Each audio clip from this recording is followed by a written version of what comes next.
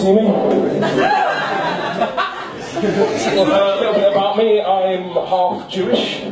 For those of you who don't know what that means, it goes down the female bloodline, so in my case that's my dad's mum's mum's mum. Basically, I complain a lot, but I also get to keep my foreskin. No way was the rabbi getting hold of that. I think you Catholics have problems with your fiddling priest. If a man of religious authority was going to take anything from me, I'd much rather it be my virginity.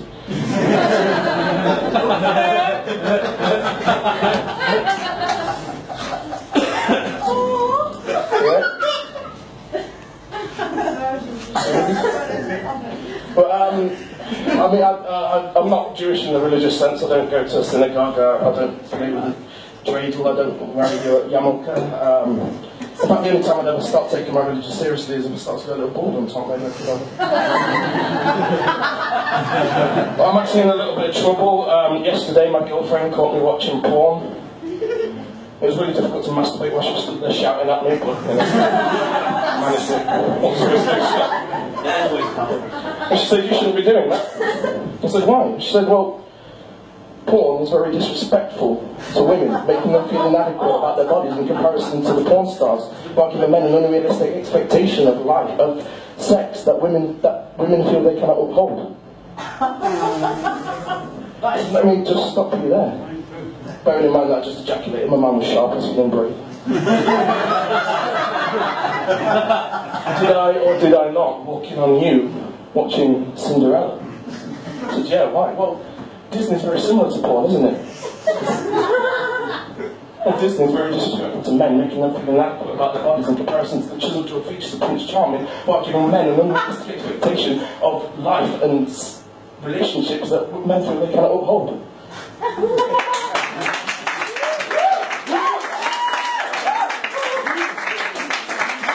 I don't know if any of you have ever slept on a sofa.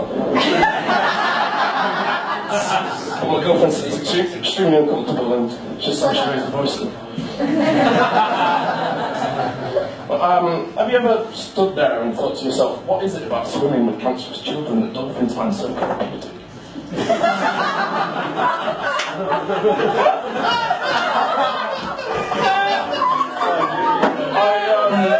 recently moved out from my home. I'm no longer living with my parents anymore, because I'm a strong, independent woman like that. But it's important to keep in contact with my parents. I feel like I have to stay in contact with them, so texting is the easiest way to do that. Texting, not dead yet, LOL. So I text my parents quite a lot. Well, I say my parents, I text my dad mainly. My mum's a bit confused with technology. She can't get her phone off the bus settings, so every time I text her, she thinks the vibrator's going off. I think I should probably start texting them when I realise I'm responsible for the vast majority of my mum's orgasm.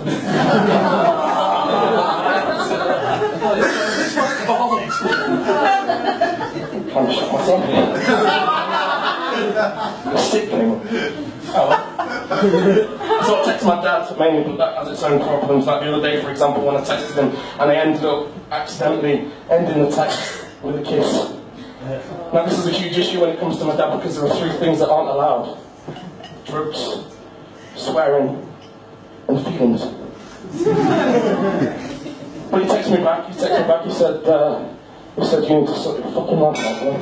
Which really upset me, and it got me thinking, who decided that an ex was a kiss anyway? When was this decision made? I always thought that an ex was negative, that I'd done something wrong, so when I got my first phone I was really confused by people marking their own messages. Of course, when I found out the truth, when I found out what an ex actually was, I was even more confused. Why did my maths teacher tell me she felt that way about me? It's quite difficult to get a job in this day and age, isn't it? Has got anyone else struggling to find work? He's not. Difficult, isn't it? Yeah, well, I've got some word of advice for you. Even cancer managed to get jobs. Wow.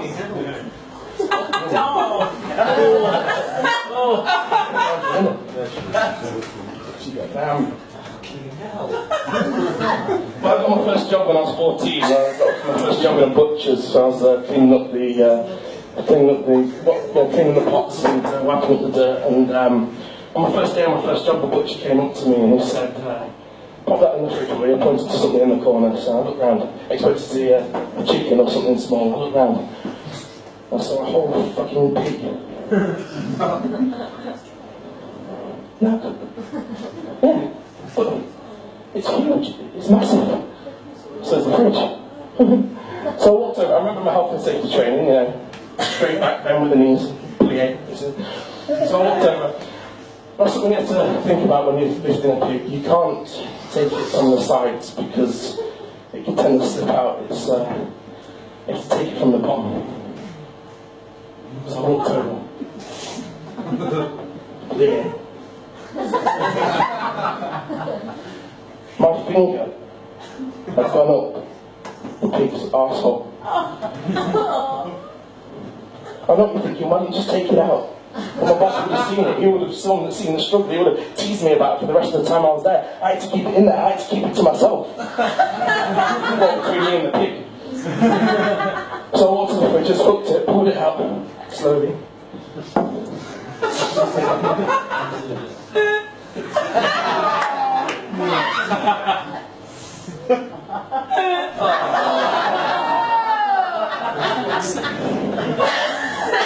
So, I've written a song.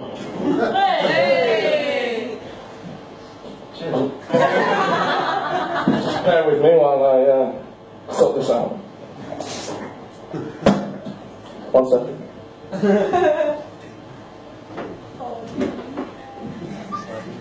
You're looking at my arse?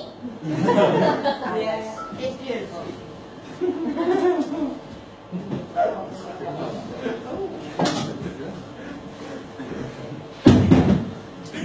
So, hi, back again. This, is that right? This song is about, recently I got something stolen off me. And I got it stolen off me from a very special person.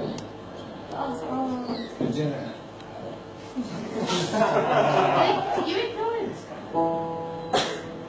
It wasn't my virginity. That was actually my first heckle ever. You're a real ball.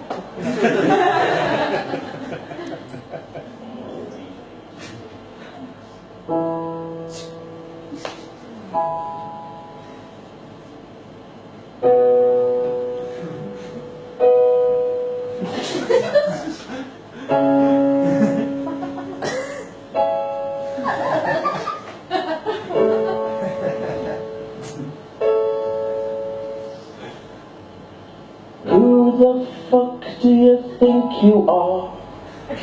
With your big fat hand in my cookie jar. Your face filled up with my cookiness. Spit it out onto my floor. Don't try to deny it, don't you dare, you have my chocolate chunks everywhere.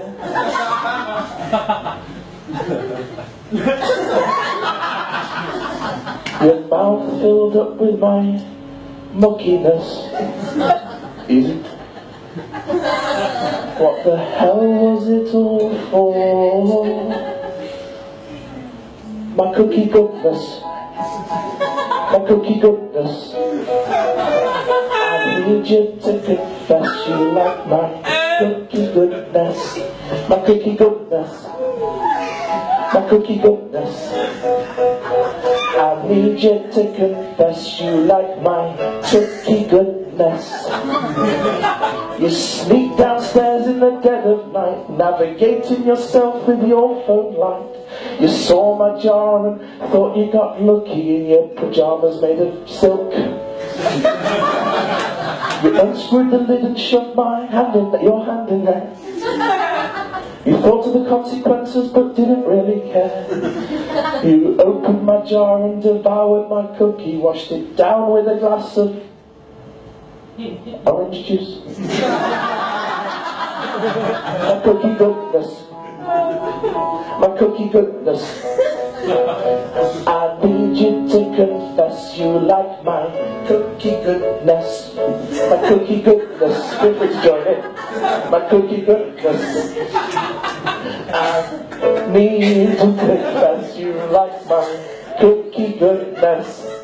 How dairy milk it is what you must be thinking. I don't need walnut whipping down every time I am sinking. I'm not storing your innocence and I've got your cherry bake. Or you must be angel delighted that an orgasm can be faked. Well, you know I'm about to be right. I've got Devonshire dreaming when I'm popping up your fruitcake. I need to get you custard creaming. I'm not saying I'm a jammy dodger, but I feel much more safer when after 8 I can shove my spotted dick inside your wet pink wafer. When I played with your party ring, I ended up with chocolate fingers and it just wasn't my thing. I think we need a time out, I think we need to break away. You know, a terrace chocolate orange isn't one of your 5 a day. My cookie goodness, my cookie goodness. I need you to confess you like my cookie goodness. My cookie goodness. My cookie goodness. I need you to confess you like my cookie goodness. Ladies and gentlemen, I've been Greer. You're going to get